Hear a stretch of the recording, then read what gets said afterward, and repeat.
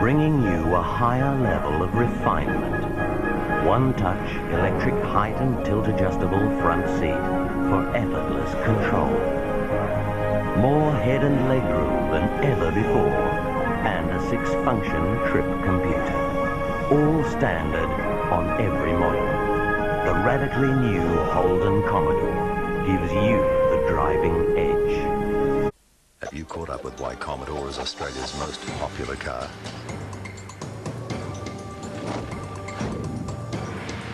Superior handling, better fuel economy, side impact airbags, advanced supercharged technology, and of course, better resale value. That's why Commodore leaves the competition behind. Wouldn't you love to drive one? We got the Melbourne. Can you feel it?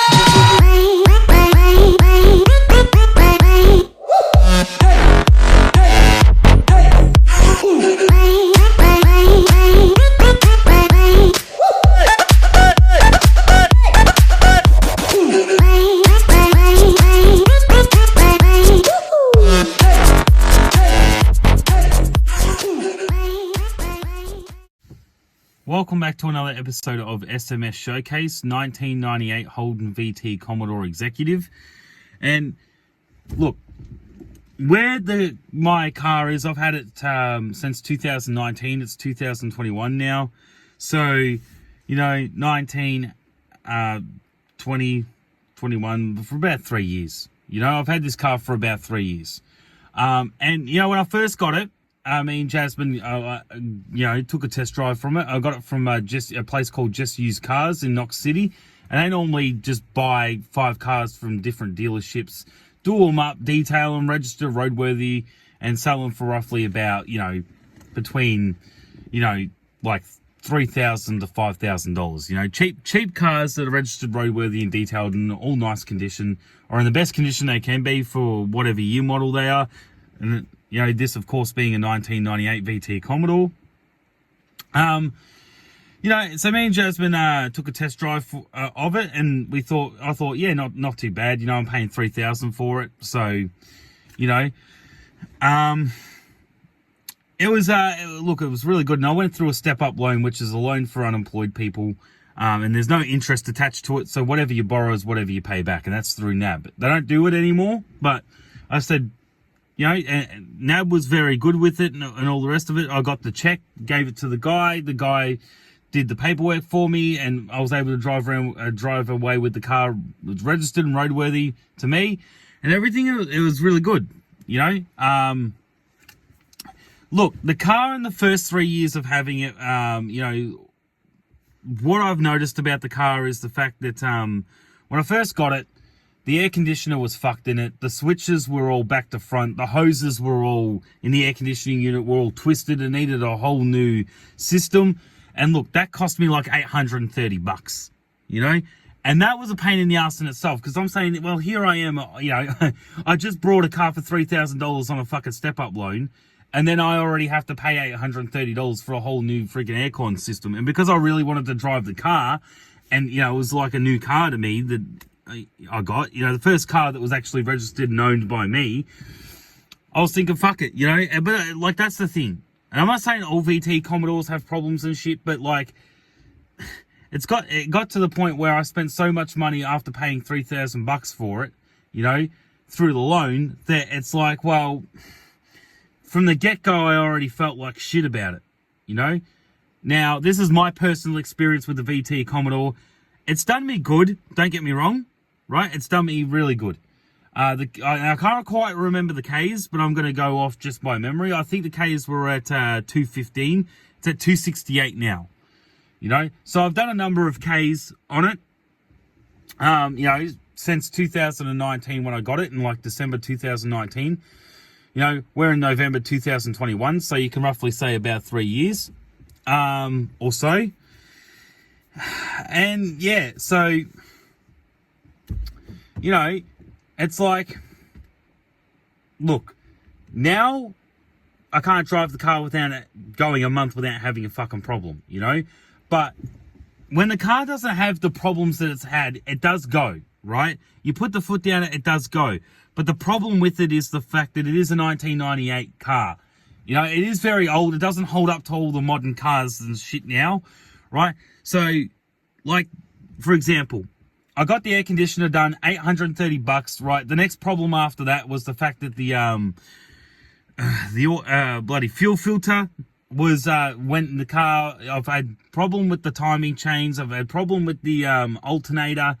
You know, it wasn't alternating the battery properly or anything. You know, it's just given me a shit ton of problems, and I've probably spent just as a much amount on fixing the car, and it still has problem after problem after problem. You know, so it's like, I don't know. You know, this car just kind of seems like no matter how much I fix it, just every month there's something fucking new with it, you know? The only problem that I had with my 2005 VY Holden Commodore Executive, the only problem I had was I had 3 golf ball sized holes in the radiator, which I got fixed up and it didn't give me any problems, you know? And it did need a battery replacement at one stage.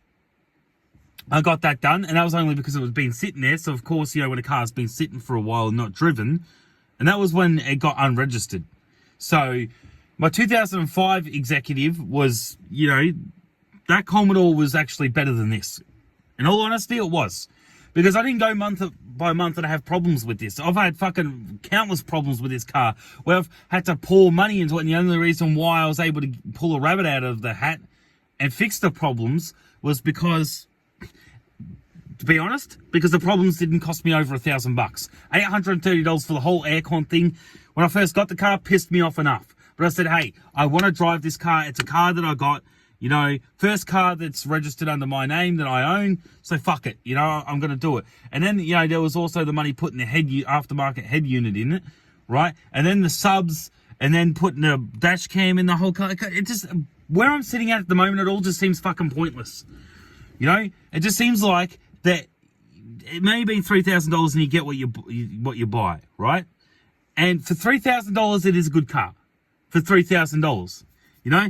But when I put the foot down, it has this constant lagging with the revs, right? The revs get stuck on like 2 revs, right?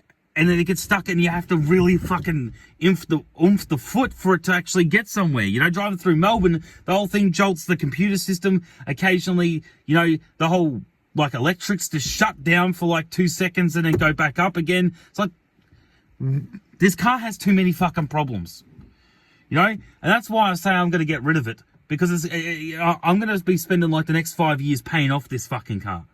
It's ridiculous, you know. I mean, I know a lot of people say that the VE Commodores and the Omegas and stuff are shit, but I don't think it would have given me as much problems as a 1998 VT Commodore, to be honest with you. You know, I don't know if other people have had these fucking problems, or whether it's something of the previous owner and they were using the wrong fuels or doing something, and that's why the fuel filter fucking went on me. But that was $500 in itself to get it back from RACV, or else the dogs weren't going to let me fucking pick it up from their workshop, and they're going to hold it like it was a fucking mini impound lot if I didn't come up with the $500 then and there. Which again, I'm very lucky I fucking was able to get myself out of all these problems that this car gave me. So, you know, honestly, my honest opinion on this car, when there's no problems with it, it works fine. When it's freshly had a service, it works fine. But when it comes to fucking everything else, right, it's like month by month, it just has problem after problem after problem, to the point where we ended up just saying fuck it, and we took out all the baby seat and all the baby stuff and just put it in Jasmine's Lancer, because that was the amount of fucking problems this car was giving me at one stage, and we tried ignoring it.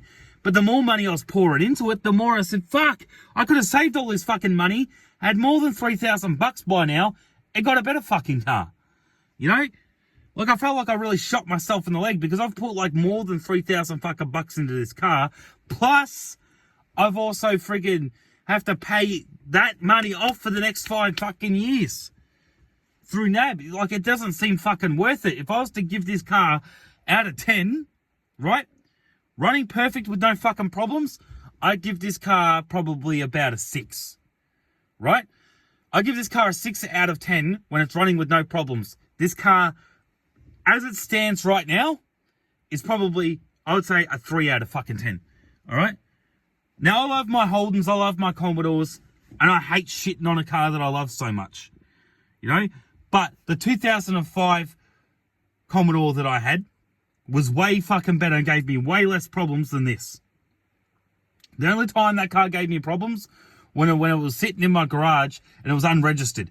And so, you know, that's obvious why it was going to give me problems, because it's been fucking sitting there. This car was used for 2 years fucking straight, and it gave me nothing but problems. To the fact, as I said, I had to pay $830 for the aircon unit on the fucking thing. The bloody driver's side, the passenger side on the left-hand side, bloody headlight needed to be fucking replaced, so I just replaced the both of them. You know, the tyres went eventually. That was probably the only thing that didn't give me shit, was the tyres actually lasted a very long time. You know, that they didn't need to be changed for a very long time. The tyres were brand new on the car when I got it, so it lasted me a very long time. But other than that, you know, look, there was like upsides to the car and downsides to it, you know? Like putting the aftermarket head unit subs and dash cam in it, and it kind of made it feel like it was a bit more technology. But now when I get in the car and drive it to turn it over and shit, it just feels clunky. It feels heavy. You know, you have to actually get used to freaking driving it again.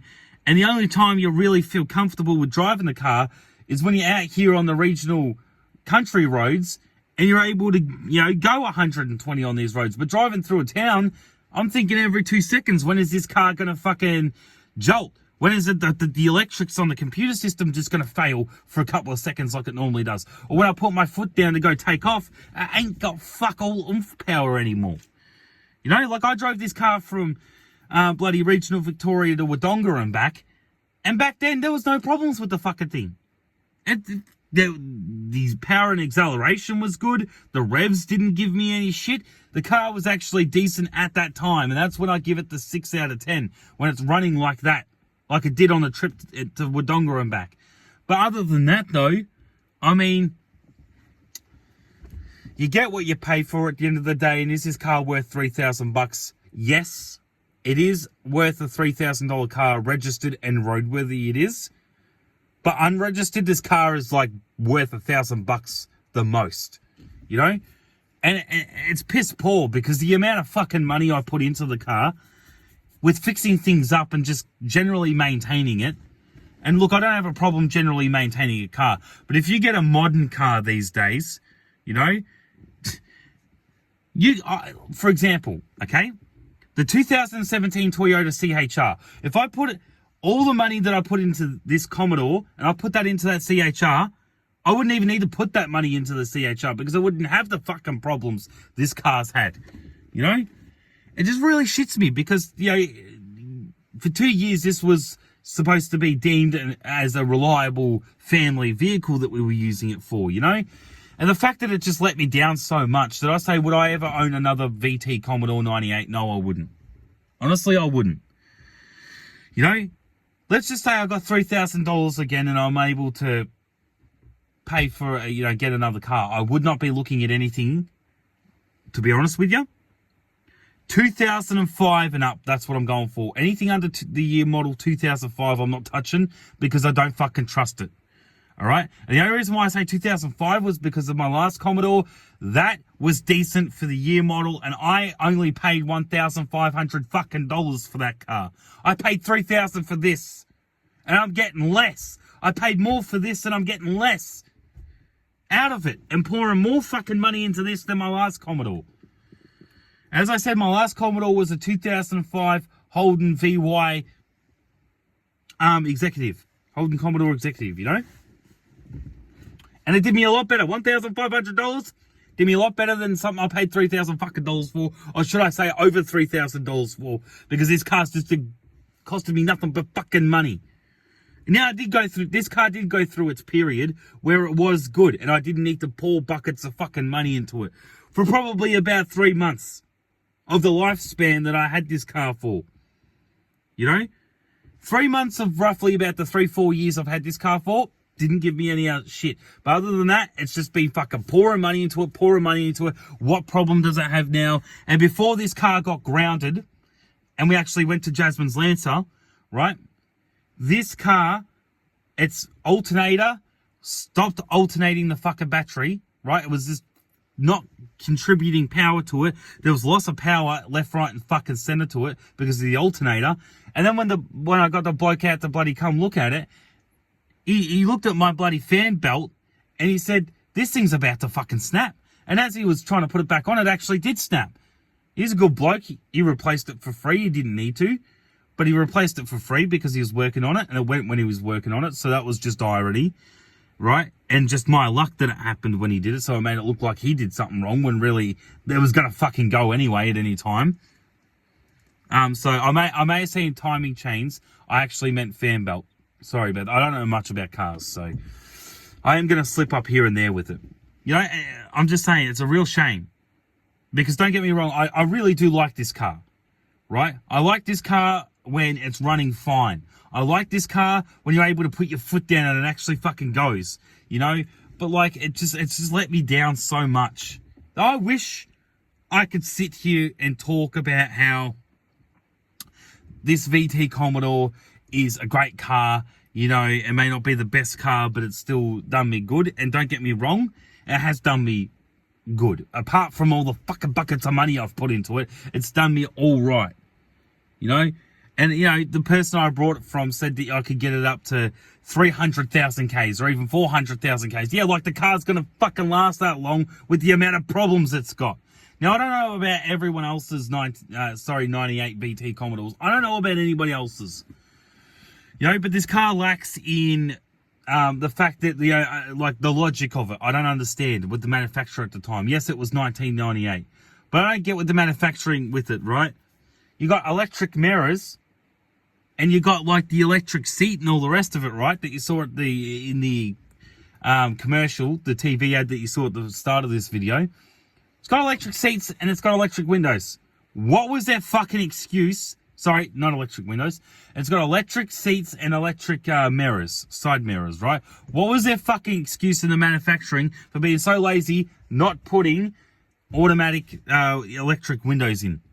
Why couldn't they put electric windows in? They put electric side mirrors and electric freaking driver's side seat adjustment, but they couldn't put electric windows in. Why? To me, that seems very doable at the time if you could do electric mirrors and the electric seat adjustment. Why the fuck, what was the excuse for going so cheap and not putting in electric windows? And the thing is, people may argue and say, well, that's why they brought out the Holden Commodore Acclaims, you know, and the other models of, you know, VT Commodore at the time, like the 99 and 2000 models and all the rest of it, right? Because you just got the base model. And in the base model, they don't really put fuck all in. And that's what I don't get about car manufacturers, right? Even with the 2017 Toyota CHR. Now, I get they made hybrid models and all the rest of it, and they do that with cars. They bring out the base model, then they bring out the next model up, right? Or the next two models up that have like all these added features and shit. Like steering wheel controls, cruise control, you know, bloody auto lights or whatever the fuck it is, electric windows and shit that the normal base model doesn't have. You know? Just like in the CHR. It lacks the parking assist. It lacks the fact that it's not got Apple CarPlay, right? A very basic, bare bones, shitty head unit. You know, just things that were lacking in it that they put in the next model up that I don't understand is why they get so lazy. You know, what's the point of even having a base model when nobody wants the base model because it ain't got the new features of what the newer model has? All you're doing is just fucking everybody who gets the base model because the base model is shit compared to the next model up. You know? So, like, it's like what? You give us this affordable fucking model and then you put all these features in and make the affordable model more expensive. I just don't get that. I really don't understand the logics of that. You know? Even my 2005 Commodore had front electric windows and cruise control, and it had the steering wheel controls and all the rest of it, right? It even had the auto speedometer come up on this thing to tell you exactly what speed you're doing, right? But it did not have rear electric windows. To me, that just seems fucking lazy. That seems like a dog's act that's trying to get more fucking money out of people to get the next model up that's more expensive. That's not worth it for just one or two more fucking features that they could have just been more nice enough to put in the base fucking model.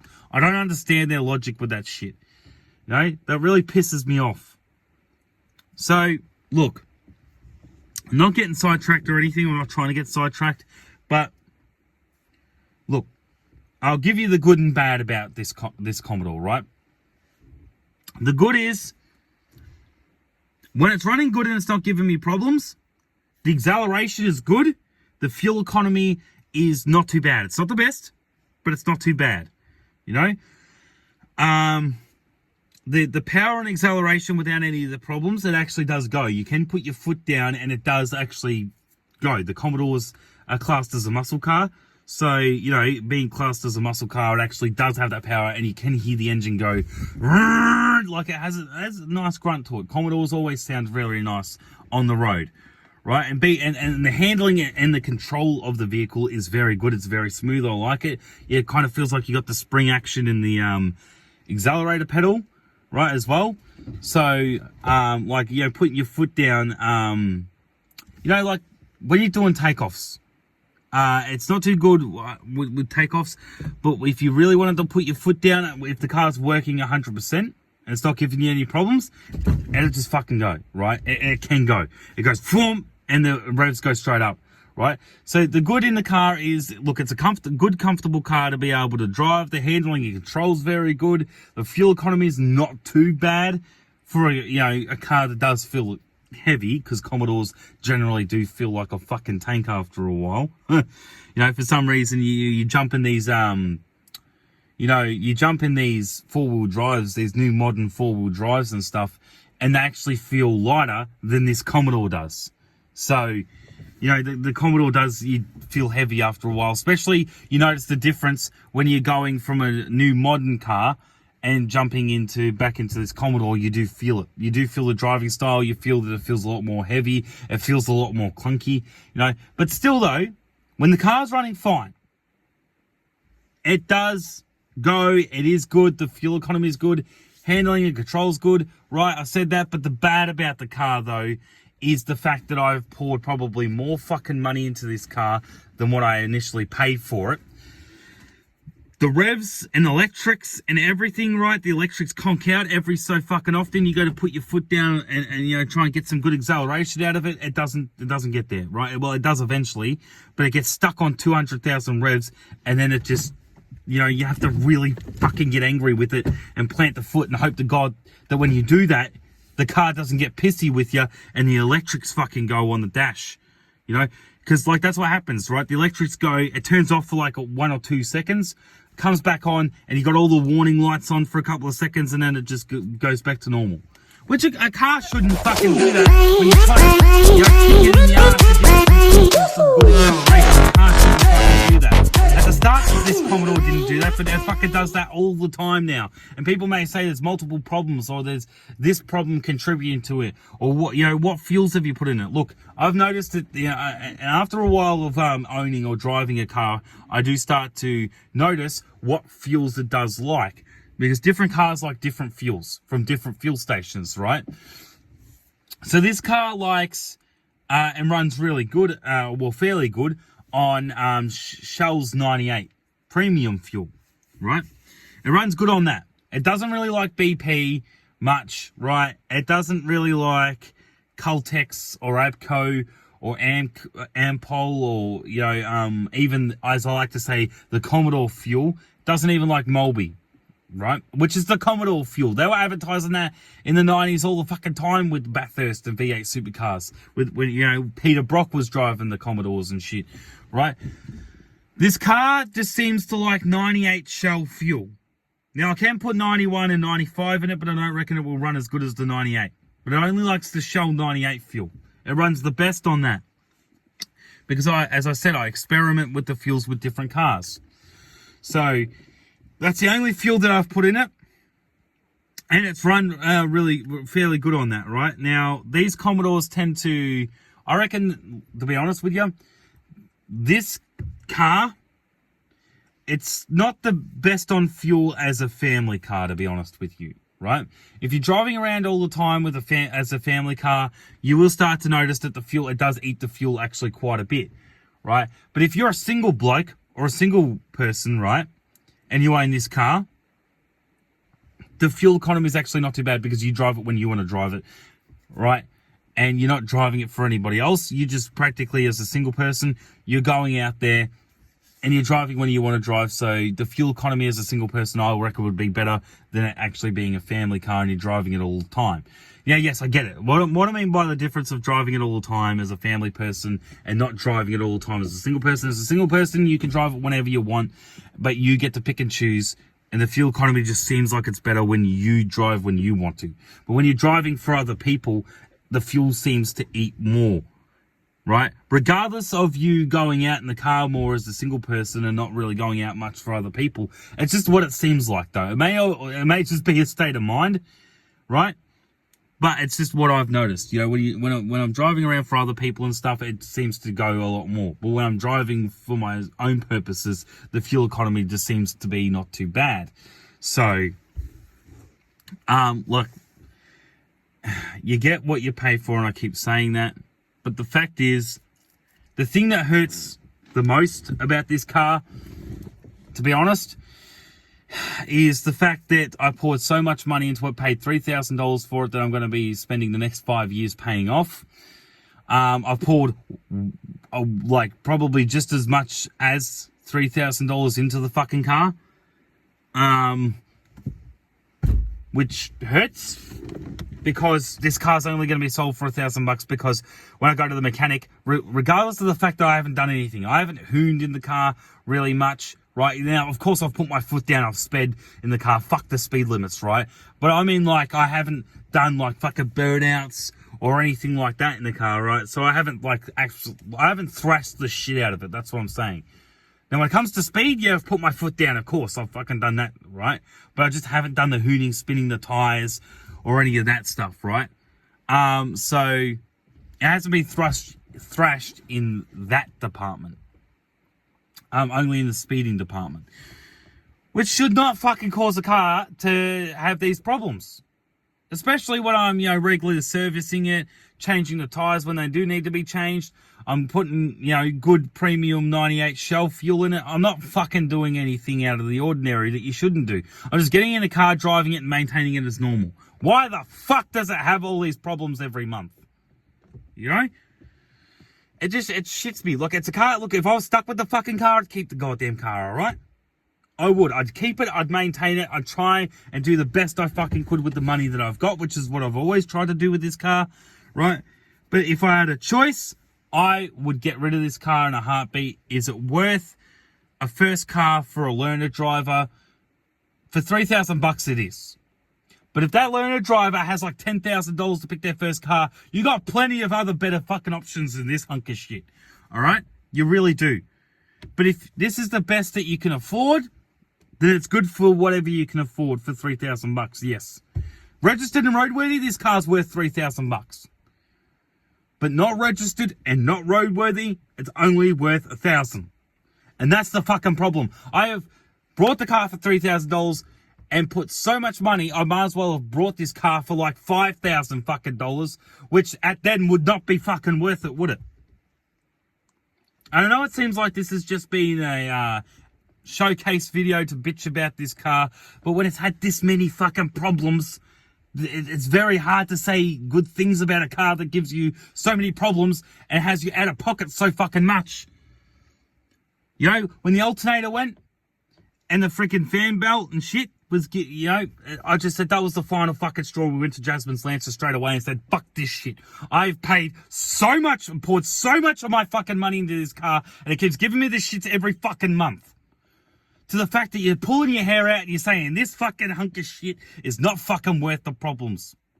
Now, if I had a VE or a VE Commodore or a Commodore Omega, people say, and I've heard from several different mechanics and shit saying that they're a hunk of shit and the VT Commodore's better. If the VT Commodore was better, why the fuck has it given me this many problems? And if people say, well, if you owned a VE or an Omega, you would have way more problems than the VT Commodore would have given you. I'm just saying, though, I only go on what I've owned and what I experienced myself. I'm not saying all these mechanics are full of shit when they talk about the VE and the Omega not being the best and having problems all the time themselves. Kind of seems like a fucking Commodore thing, really. But I'll just say, Commodores can't all be bad. Not all Commodores can be bad because my 2005 one was good. So I know that there is good Commodores out there. From experience, and it may have only just been one other Commodore, but still, I'm under the belief not all Commodores are bad. You know, if you get yourself a fairly new modern one, like for example, that's why I say the VE or the Omegas or something around there, right? That if it was like a 2008 or 2010 model Commodore, I'd be happy enough with that. You know, I really would be. You know, like quite honestly, I'd actually want a Ute. I reckon a 2011 or 2012 model Holden Commodore Ute, or just a Ute, Holden Ute in general, I'd be happy enough with that. I honestly would be. You know, I reckon that like that would do me good. You know, but that, for example, if I had $10,000, right, I'd be looking for a Ute, a Holden Ute, because that's what I've always wanted. I've just never ended up with it because you need at least 10 grand to be able to get yourself like a semi-decent one. You know, if you got 20 grand, then you can buy yourself actually a fairly decent one. That's the way I see it, right? If you got 5 grand, you're just getting yourself one of these Commodores, a VT Commodore or something like this, right?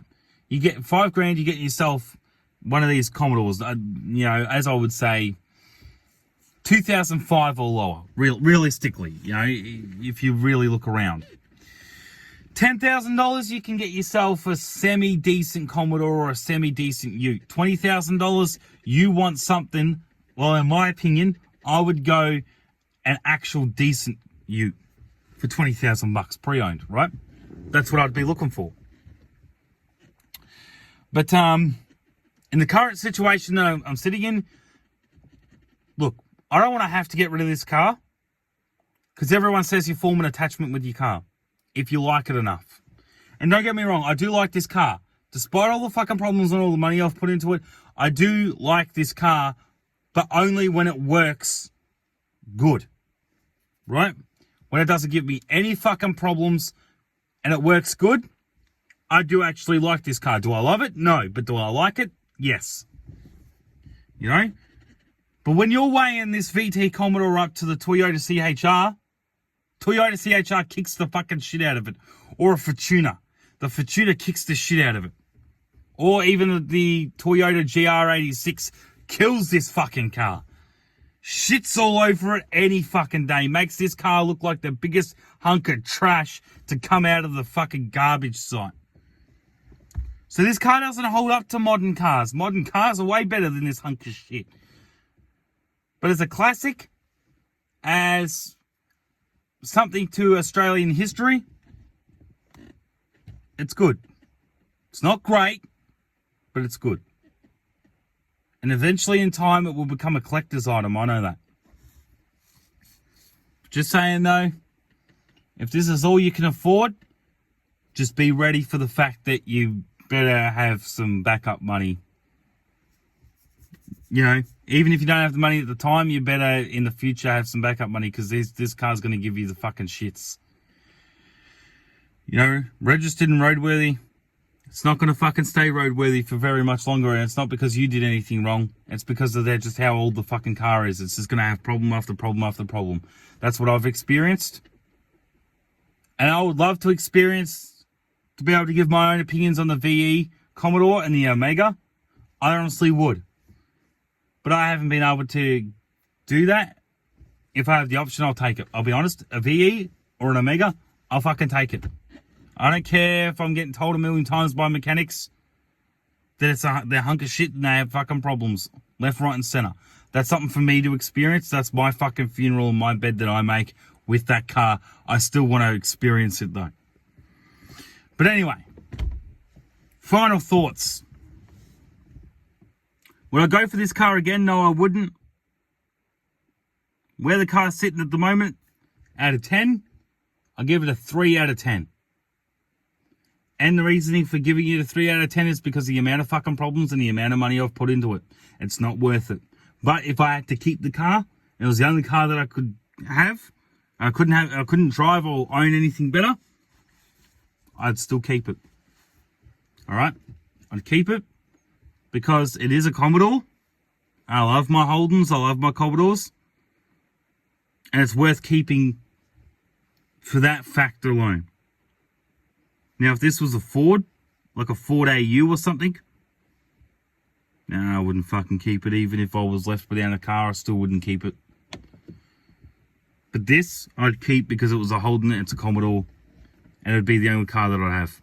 Ford, wouldn't give a fuck about that. That's how much I really don't like Fords. I only like Ford supercars, like the Mustangs and shit, and the GT, Ford GTs. I like all the, special classes of, Ford, but like the Ford AU and stuff like that, look, they can be shined up nice, but I still don't, it's not my cup of tea. I'm a Holden bloke, not a Ford bloke. As I say, Fords are for pussies. Depending on what Ford you got. That's all I say. So, as always, thank you for watching this episode of SMS Showcase 1998 Holden VT Commodore Executive. And as always, if you're not videoing it, it ain't worth shit. Take care, guys.